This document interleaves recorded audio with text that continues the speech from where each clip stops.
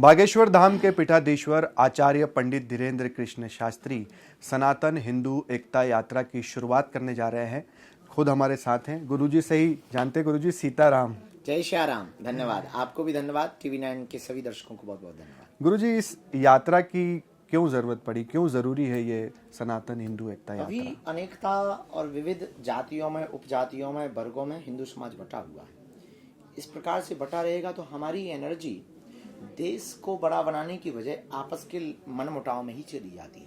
आपस के द्वंद्व में, आपस के क्लेश में, अगड़े पिछड़े की लड़ाई में, ऊंच नीच की लड़ाई में, जात पात की लड़ाई में, भेदभाव की लड़ाई में और ब्राह्मण क्षत्रिय वैश्य शूद्र की लड़ाई में आधे से ज्यादा हमारी ताकत वहां पर खत्म हो जाती है। अब देश विश्व गुरु की ओर जा रहा है। विश्व गुरु तब बनेगा जब एक साथ सभी मिल करके एक जगह एनर्जी लगाएंगे। इसीलिए वर्तमान समय में हो रहे हिंदुओं पर अत्याचार, बांग्लादेश हिंदुओं की हालत देखकर, पश्चिम बंगाल में हिंदुओं की हालत देखकर, मणिपुर, नूह, मेवात, बहराइच, बरेली की घटनाओं को देखकर बहुत आवश्यक है हिंदुओं में एकता। उस एकता को उनको जगाने के लिए यह पद यात्रा है। तो हिंदू क्या अभी बटा हुआ है? आपको ऐसा लगता है कि हिंदू बटा हुआ बहुत बटा है? वर्गीकरण है, सामाजिककरण है, जातियों में है, उपजातियों में है, क्षेत्रों में है, उप क्षेत्रों में है, बोलियों में फंसा, भाषाओं में फंसा। इनको जोड़ने की इतनी जरूरत है। और ये जो यात्रा आप शुरू कर रहे हैं, इसका इतना प्रभाव होगा पूरे देश में कि हिंदू जुड़ेगा? कोई भी यात्रा एक बार में तो प्रभावशाली नहीं होगी, धीरे धीरे होगी। देश की आजादी की लिए जो यात्राएं की गई थी, चाहे वो दंडी यात्रा हो, उसके पीछे छोटी छोटी आंदोलन हो, छोटी छोटी क्रांति हो, छोटे छोटे नारे हों, छोटे छोटे संबोधन हो, छोटे छोटे टुकड़ों टुकड़ों में कर रहे राष्ट्रभक्त कार्य जो कर रहे थे, राष्ट्र के लिए कार्य कर रहे थे। एक दिन ऐसा आया कि 1947 में हम सबको एक बड़ी विविध, बड़ी वैश्विक क्रांति देखने को मिली और भारत की बहुत बड़ी क्रांति देखने को मिली और हम आजाद हो गए। वैसे ही ये पद यात्रा छोटे छोटे रूपों में ये खंड खंड करके एक दिन अखंड होगी और निश्चित रूप से भारत का हिंदू एक होगा। और हिंदुओं की इस भारत की एकता की गूंज विदेशों में रह रहे Suriname, Mauritius, Fiji, Australia, New Zealand, Nepal, इन देशों में रहने वाली हिंदुओं पर शुद्ध प्रभाव देगी। क्या इस यात्रा में ईसाई, मुस्लिम, सिख ये सब शामिल नहीं होगी? आपको नहीं लगता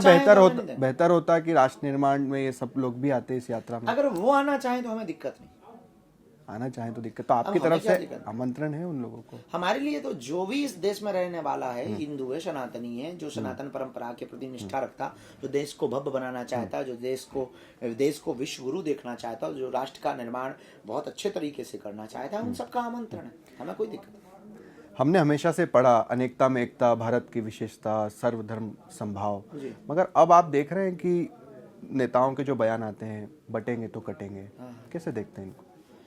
देखिए, ये तो निश्चित है कि अगर हम आपस में बट जाएंगे तो निश्चित रूप से कुछ धर्म विरोधी ताकतें और राष्ट्रद्रोही ताकतें हमको काटेंगी। चाहे वो चीन की कूटनीति हो, पाकिस्तान की कूटनीति हो, बांग्लादेश की कूटनीति हो। तो भारत के हिंदुओं को, भारतीयों को, हिंदुस्तानियों को एक होने की तो जरूरत है। अगर इस दृष्टि से संदेश को देखेंगे तो सही है, पॉजिटिव। एक तरफ बटेंगे तो कटेंगे का नारा है, दूसरी तरफ उसी पार्टी का नारा है कि सबका साथ सबका विकास। पंडित धीरेन्द्र कृष्ण शास्त्री किस नारे के साथ? हम किसी भी राजनीतिक पार्टी के नारे के साथ, वो किसी भी प्रकार से, क्योंकि हमारा सिद्धांत, हमारा रास्ता एकदम स्पष्ट और क्लियर और अलग है। हम अध्यात्म को प्रेजेंट कर रहे हैं। हम एक सनातन के सिपाही हैं। हम किसी एक पार्टी के किसी नारे का सपोर्ट करेंगे तो हम अपने मिशन से भटक जाएंगे। मगर दोनों चीज़ों में देखें तो बटेंगे या कटेंगे, बटेंगे तो कटेंगे और सबका साथ सबका विकास, दोनों में से बेहतर आपको क्या लगता है? कुछ कह नहीं सकते, उन्हीं लोगों से पूछें जिन्होंने ये दिया है। अच्छा, सनातन बोर्ड बनाने की मांग हो रही है।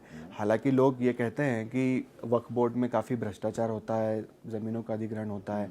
अब दूसरी तरफ सनातन बोर्ड की मांग हो रही है। क्या लगता है आपको, क्यों ज़रूरी है सनातन बोर्ड? ठीक इसलिए जरूरी है कि जो 2005 में कुछ 100 एकड़ की जमीन पर थे, 2024 में 8.5 लाख एकड़ की जमीनों के मालिक हो गए, जिन्होंने पार्लियामेंट को भी अपने आधिपत्य जमीन के अंतर्गत बता दिया। तो इस देश में या तो उनकी नीति खत्म हुई, एक ही देश एक नियम एक लागू से चलेगा, एक संविधान से चलेगा। फिर एक देश में एक कोर्ट है तो उनके कोर्ट की क्या जरूरत है? यदि है तो उनको, अगर अलग है तो फिर हम लोगों के साथ दोहराए को। इसलिए सनातन बोर्ड की मांग। अब आदि शंकराचार्य जी ने 4 धाम बनाए, चारों की पूजा पद्धति भी अलग है। ऐसे में अब क्यों इतना सेंट्रलाइज चीज़ों को करना चाहते हैं कि एक ही पूजा पद्धति होगी सनातन नहीं बोर्ड के नहीं नहीं जरिए? ऐसा कुछ भी नहीं। पद्धतियों में विविधता में एकता करने का कार्य, एकात्म का कार्य पूज्य आदि जगत गुरु शंकराचार्य ने किया अद्वैतवाद की स्थापना के लिए। वह बहुत दूरदर्शी थे। देखो उन्हें पता था कि हिंदू विविधता में फंसेगा, हिंदू बट जाएगा, हिंदू टूट जाएगा, कन्वर्टेड होगा, कन्वर्जन होगा। उस वक्त जब आदि जगत गुरु शंकराचार्य ने ये क्रांति की थी, तब उस वक्त भी बहुत एक बुद्धिज्म की तरफ पूरा देश चला जा रहा था। सनातन को छोड़ छोड़ करके त्याग त्याग सब अपने ही अंग हैं, इन सबके खिलाफ नहीं है, पर अपनी कल्चर अपनी संस्कृति को बचाने के लिए जैसे वर्तमान में इजराइल लड़ रहा है, वो सिर्फ इसलिए लड़ रहा है कि उसे अपने कल्चर को बचाने का बहुत डर है कि कहीं ये खत्म ना हो जाए, कहीं डायनासोर जैसी हालत ना हो जाए, लुप्त ना हो जाए। उसी प्रकार अभी वर्तमान में ये जो जितने भी एजेंडे चल रहे हैं, चाहे वो सनातन बोर्ड का हो, चाहे वो हिंदू राष्ट्र का हो, अथवा ये जात पात मिटाने की सनातन एकता पद यात्रा हो, जगह जगह से संतों की यात्रा, जगह जैसे हिंदू जागरण हो रहे हैं, कन्वर्जन रुक रहा है, घर वापसी लगातार हो रही है, ये केवल और केवल अपनी कल्चर, अपनी संस्कृति और अपने सनातन और अपने राष्ट्र को बचाने के लिए। अभी इंदौर में हाल ही में एक कार्यक्रम हुआ, 5,000 से ज़्यादा हिंदू बहनें महिलाएं उसमें थी, उन्हें तलवारबाजी सिखाई गई, मुख्यमंत्री भी शामिल हुए। उद्देश्य था कि लव जिहाद से बचाना, उससे वो लड़ सकें, श्रद्धा जैसी कोई घटना होती है तो उससे वो हिंदू बहनें बच सकें, या बांग्लादेश जैसे हालात अगर कभी बन जाते हैं तो उससे बच सकें। सही है, कैसे देखते हैं आप इसे? बहुत उत्तम।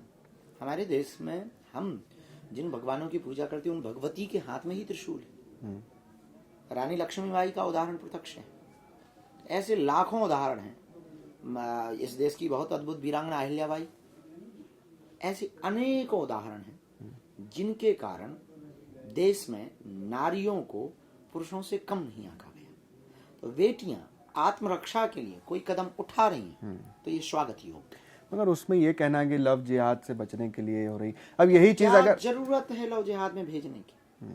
बचने के लिए अगर कोई प्रोटेक्शन के लिए उपाय किया जा रहा है, सुरक्षा सिक्योरिटी के हिसाब से, बहुत अच्छा है। ये तो जगह जगह होनी चाहिए, हमारे हिसाब तो हर स्कूलों में शुरू कर देना चाहिए। अच्छा, यही चीज रिवर्स हो, अगर मुस्लिम भी इस तरह की वो ट्रेनिंग अपनी ले, बहनों को बचाएं, नो प्रॉब्लम, उसमें भी आप सहमत है? कोई हमें दिक्कत कोई दिक्कत नहीं, वो अपनी बहनों को बचाएं। पर हमें इस बात पे दिक्कत लगती है कि गरबा में जब भाईचारा की बात आती है कि गरबा में उनके पुरुष प्रवेश करते हैं कि भाईचारा है, हिंदू हिंदू भाई भाई, तब हमें ये बात लगती है कि भाईचारा भर क्यों, अपनी बहनों को भी लाओ, बहनचारा भी चले। आप कह रहे हैं सभी जगह ट्रेनिंग होनी चाहिए बाकायदा स्कूल्स में? बिल्कुल होनी चाहिए, बहनों को बचाने के लिए, आत्मरक्षा के लिए ट्रेनिंग में क्या दिक्कत है? और जिनको करना हो वो करें, पर हिंदू बेटियों के लिए प्रॉपर होनी चाहिए। अब वर्तमान में प्रयागराज की चूंकि आपने बात की कुंभ की, वहाँ पर जो है मेरे अंगने में तुम्हारा क्या काम है। अब मगर वहाँ की थोड़ी सी तासीर अलग है, चीज़ें अलग हैं। वहाँ के मुस्लिम जो हैं, जो चाय की ठेला गुमटी लगाते हैं, जो हिंदुओं का जत्था आता है उसका स्वागत भी करते हैं, कई वर्षों से कर रहे हैं। तो उसमें आप उनके खिलाफ नहीं, हम सिर्फ इस बात के खिलाफ हैं कि आप चाय की गुमटी लगाते हैं, बिजनेस धंधा करते हैं, सबको रहने का अधिकार है, संविधान ने सबको अधिकार दिया इस देश में, बिजनेस करने का अधिकार दिया, ठीक है ना। वो एक अध्यात्म है का अनुष्ठानिक समय है। महाकुंभ एक बहुत बड़ी विरासत है। अभी तक के हिंदू सोए थे, अब थोड़े जागे हुए हिंदू। हम आपके मक्का मदीना में तो नहीं घुसते, अजमेर दरगाह शरीफ के बाहर आप हमारे हिंदुओं की दुकान लगवा दीजिए, चादर की लगवा दीजिए, चाय गुमटी लगवा दीजिए। आपको अगर ये बोलेंगे तो आप कहेंगे हिंदू मुसलमान कर रहे हैं। जब आप ये नहीं कर सकते हैं तो हम लोग क्यों उदारवादी अब बने? हम करते रहें भाईचारा, आप हम करें भाई भाई, तुम हमको चारा बना लो। गजब का सिद्धांत है। इसीलिए हमने कहा है कि मेरे अंगने में तुम्हारा क्या काम।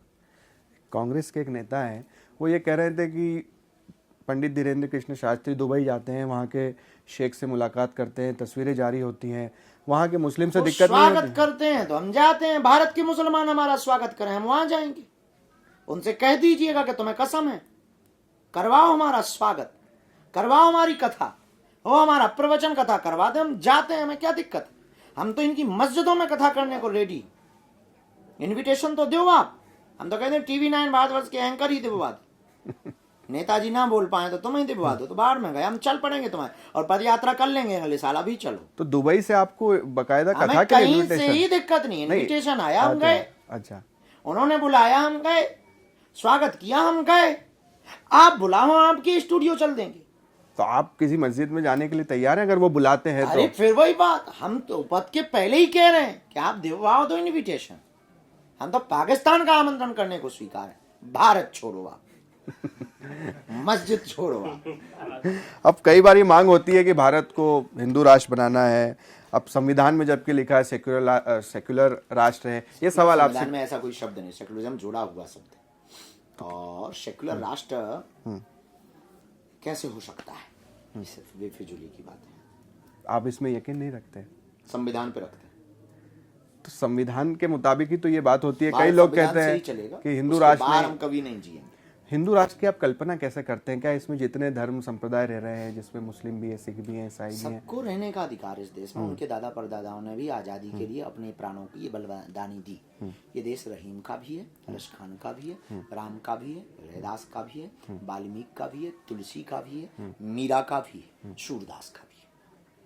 हम स्वीकार करते, हम रहीम के दोहे भी गाते, रस खान की गुणगान भी गाते। हम इस देश में मिसाइल मैन को भी एक्सेप्ट करते, लेकिन हम उनको एक्सेप्ट नहीं करते जो सर तन से जुदा करने की बात करते, जो भारत तेरे टुकड़े होंगे ऐसी बातें करते, जो भारत को गजवाई हिंद बनाना चाहते हैं, हम उनको स्वीकार नहीं करते। हम उनके खिलाफ हैं, और अगर ये देशद्रोह है तो ये हम करते रहेंगे। अभी कुछ दिन पहले, उन देशद्रोहियों से हम बेहतर हैं। हाँ, कुछ दिन पहले राहुल गांधी ने भारत जोड़ो यात्रा निकाली थी कि भारत को एक करना है।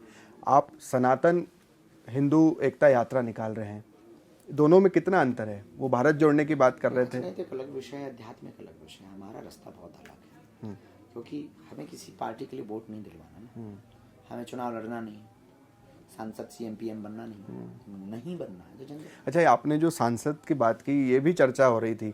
हम घूम रहे थे आप ही के क्षेत्र में, तो कुछ लोग थे आपके चाहने वाले वो कह रहे थे कि ये तो पॉलिटिकल चीज़ें तैयार हो रही है गुरुजी, आगे हो सकता है यहाँ से चुनाव भी लड़ जाए, और उसी की तैयारी चल रही है। तो आप कुछ क्या भी कह रहे सोचते हैं थे। ऐसी बात? आपको लेकर भी कुछ लोग कह रहे थे कि ये लोग जो है कहीं से धक्के दे के आए। कहने वाले तो बड़े निकम्मे होते। तो आपका कभी राजनीति में जाने का इरादा है या कभी सोचते हैं आप? कहाँ वो छोटी बात, कहाँ ये अध्यात्म, हनुमान जी की सेवा में। राजनीति के एक अलग मंच है, धर्म से राजनीति चलती। हम जिस रास्ते में उसमें बहुत खुश हैं। हाँ, मठ महंत संतों को राजनीति में आना चाहिए, इसके सपोर्टर हैं आप। हमको नहीं जाना, ये क्लियर कट। अच्छा, ये क्लियर कट है, स्टेटमेंट है आपका, कभी नहीं जाएंगे। ना, क्या करेंगे, इसी में तो जिंदगी में टाइम नहीं। आपके पागलों को हम यहाँ पर देख रहे थे, रात भर अभी खुले में ही सोए हुए हैं, रात का समय है, ठंड लग रही है, मगर जैसे ही हम उनके पास गए, एक अलग सी ऊर्जा, एक अलग सी चमक उनके चेहरे पर आपका नाम लेते ही, और अलग सा उत्साह। ये शक्ति यहीं से बागेश्वर का। महाराज जी की देन है, जिनकी शरण में वो डरे, सब वीर बजरंग बली की कृपा है, वही करवा रहे हैं। हम तो साधारण मानव है, हनुमान जी की इच्छा है, वो प्रेरणा दे रहे हैं, हम कर रहे हैं। कोई हमारी प्लानिंग नहीं, प्री प्लानिंग ना कुछ, मन में विचार आया, संकल्प ले लिया, बालाजी का नाम लिया, तैयारियों में जुट गए, कुछ लोगों की मदद ली, सब लोगों को उत्साहपूर्वक मदद की। अब क्षेत्र जुड़ता जा रहा, हमारा कोई सामर्थ्य था, खुद की इतनी कोई औकात नहीं है, सामर्थ्यता नहीं है। एक एक वस्तु जुटा करके उनके भंडारे की, भोजन की, चाय पानी की व्यवस्था कर रहे हैं, कर्जा ले करके सामान जोड़ रहे हैं, सब होता चला जा रहा, भगवान सब करवा रहे हैं। अच्छा गुरुजी, खास तौर पे जो धर्म परिवर्तन की आप हमेशा चर्चा करते हैं, अपनी कथा में भी कहते हैं, रोकने का भी प्रयास कर रहे हैं, कई बार हम देखते हैं कि जो आदिवासी इलाका है उसमें सबसे ज़्यादा धर्म परिवर्तन के मामले आते हैं, जो कन्वर्ट हो रहे हैं ईसाइयों में। इसको कैसे रोकेंगे? और ये बहुत बड़ा नंबर है, और पूरे देश के राज्यों में, खास तौर पर छत्तीसगढ़। उनके पास जाना पड़ेगा, वो बहुत भोले भाले हैं और भगवान श्री राम के वंशज हैं, भगवान श्री राम के साथी हैं, मित्र हैं। निषाद राजगुही, सबरी माता, ये सब लोग उनके वंशानुगत हैं, परंपरा के चले हुए लोग हैं इस देश में। वो हमारे हिसाब से तो उनको आदिवासी नहीं, अनादिवासी कहना चाहिए। अनादिवासी है, और उसके लिए हम कथाओं के द्वारा तो प्रयास कर ही रहे हैं। अभी हम 2025 में 26 फरवरी को 3 महीने बाद में गरीब बेटियों का हर साल विवाह होता शिवरात्रि को। इस बार 251 बेटियों का विवाह है, लेकिन हमने विचार किया 108 आदिवासी बेटियों का विवाह करें, और उन सभी बेटियों के बरों को यहाँ बुंदेलखंड में दलित दूल्हों को घोड़े पर बैठाने से कलेश होते हैं, केस होते हैं। हमने विचार किया कि हम उन सभी को घोड़े पर बैठाएंगे। ये बहुत अच्छा आपने, क्योंकि कई बार छतरपुर से खबरें आती है, विवाद होता है, तो अब ये हम चाहते हैं कि नया मैसेज देश में जाए। एक आखिरी सवाल, ये जो आपके पागल है बागेश्वर धाम के पागल, इनसे हम बात करते हैं तो ये हमसे पूछते हैं कि गुरुजी कब शादी कर रहे हैं, दुल्हन ढूंढ रहे हैं कि नहीं ढूंढ रहे हैं। ये जहाँ से भी आते हैं देश भर से आपके चाहने वाले हैं लव आपके एरिया पास। करना होता तो हम खोजते, अरेंज करना है तो तुम लोग खोजो। तो हम ही लोग खोजे आपके पास। माता जी कहीं से गुरुजी आ रहे हैं आपके पास ऑफर, या मतलब रिश्ते तो ऑफर आते तो हैं? आते ही रहते हैं, और कोई इस विदेशों से भी आते हैं क्या ऑफर? क्योंकि आप विदेशों में भी खूब फेमस आए है। हैं, आए देशों से भी आए 3-4, पर उसमें कोई फर्क नहीं पड़ता। माता जी पिताजी जो निर्णय लेंगे। अगर वो विदेश का ले ले तो निर्णय। हमें क्या लेना, हम तो कहते हैं वो तो अंतरिक्ष का भी ले लें। चलिए गुरुजी, आपने हमसे बात की उसके लिए बहुत बहुत धन्यवाद। कल से पद यात्रा है, जात पात को मिटाने के लिए इसको सफल बनाना है। हर हाल में अब हिंदुओं को बाहर निकल के आना है। चलिए।